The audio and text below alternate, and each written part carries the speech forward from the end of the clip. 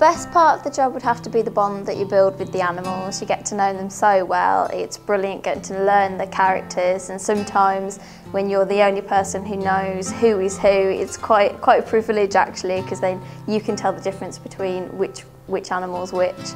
Also, working with the people is brilliant because you get to build friendships through working with the people every day. You see them, it's great. We always have a good laugh together. The best bit is definitely coming and working with the giraffes. I've been working since I was 16 now, and I remember the first day I started, it was like looking at a real life dinosaur, because they are ginormous. And how many people can say, oh, I get to work with giraffes, I also get to work with lions and tigers, and I still can't get enough of just looking at them. I could spend all day staring at them if I could. Best bit of my job, feeding the penguins, getting to spend time up with them. Hand-reared quite a few up there, Peter and Elliot, and they're lovely. You can get really close to them and get to spend a decent amount of time with them, spending 3 months hand-rearing them, and you have them for the rest of your life, and you got them for 20 odd years, so it's pretty cool. They do like their cuddles, the animals down here, which is lovely, which is one of the best parts of the job, is giving them all a big cuddle. I'd say some days, there are days that we don't look forward to, and those days are usually, to be perfectly honest, going in and finding an animal who's passed away or who's incredibly ill. It's very heartbreaking, to be honest with you, when you find an animal in that condition. You spend more time with these guys than you actually do your own family most of the time, so you get such a tight bond. It is absolutely heartbreaking. The nicest moments, quite often it's with the lemurs that you least expect, the ones that are perhaps a little bit shyer or a little bit less reluctant to come over for a fuss or attention, because you generally find, like with Yella, our oldest lemur that we've got in the wood, it takes more time working with him to get him to be comfortable with you and being around. So it's always nice when you get to that point with them, because you know you've worked with that animal to the point where he trusts you, and that's always a nice feeling. Very emotional moment I've had was we've got a varied section. We've got the reptiles as part of our section. Unfortunately, one of our snakes died, a royal python named Safi. She was my favourite snake. Fortunately, she passed away last year, and I say that really brought a lump to my throat. I was very upset that she'd gone. Bringing in new stock to work with is particularly interesting. It's exciting, it's something new, but nothing really beats, obviously, keeping animals together in a healthy, happy environment and getting them to breed. That is what we are about. We're looking to breed these animals to create a captive population to be able to restock the wild one day. All the animals make me laugh, especially the lemurs on our section. They're just the biggest characters you can get. They're always up to some mischief, especially a black and white ruffed Yoda. He's the right character, he's a troublemaker. If anything's ever going wrong, it's always his fault, so yeah, he makes me laugh all the time. The bond you build with the animals is absolutely amazing. It's second to none. You know, there's no way to describe it really. It's just life-changing really. The animal I most like in the reptile house is probably our male rhino iguana, Trigger. He's such a friendly animal. He loves coming over and having a fuss being sprayed. Most of the animals I work with don't really like the human interaction, but he is one exception.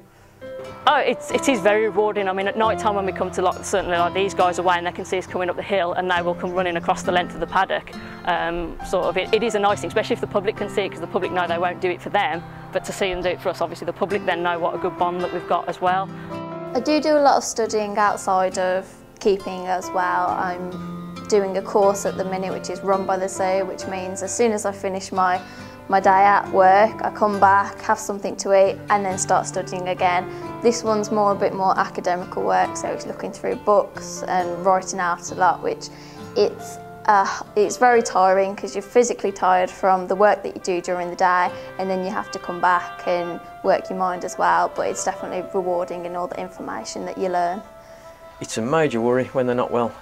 Again, we spend a lot of time caring for the animals, so when you see they're not well, it is a big worry. You know, sometimes there's nothing you can do to help them, and it's just sit and wait, and that's when it's worse, because there's nothing you can do sometimes. So it does play on your mind a lot, especially when you go home at night. You're thinking what's happening. To the stage where you come back at night to check them to make sure they're okay.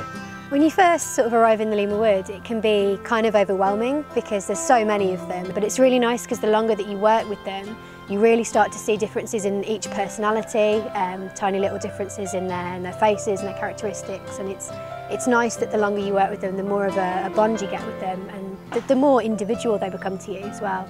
Working at Dudley Zoo is an amazing experience. There's a lot there that goes on that people wouldn't necessarily expect or know that we actually do. It's very, very hard work. It's not quite as glam as spending all day feeding and cuddling our animals. Being a keeper, I think the saddest things are generally when an animal's sick, because you want to help them, and you're supposed to, not get too attached, but with the lemurs being such interesting characters, it's difficult not to. It's special because being so close to animals like that, I mean, at the end of the day, they are wild animals, so to have that sort of bond with them is fantastic. My favourite animal is one of the reindeers. He's called Bramble. He's absolutely brilliant. He'll come up to you, give you a nuzzle, you can give him a fuss. He absolutely loves having a fuss, and I love him to pieces. He's one of my favourites.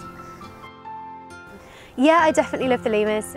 It's difficult not to. They're such characters, and they definitely keep you on your toes, keep you busy, and are always causing trouble. But yeah, it would be difficult not to love them.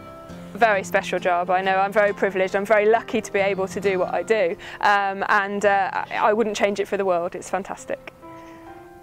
So the bond I got with mainly Peter, and get really close to him, and he recognises me whether I'm in uniform or not.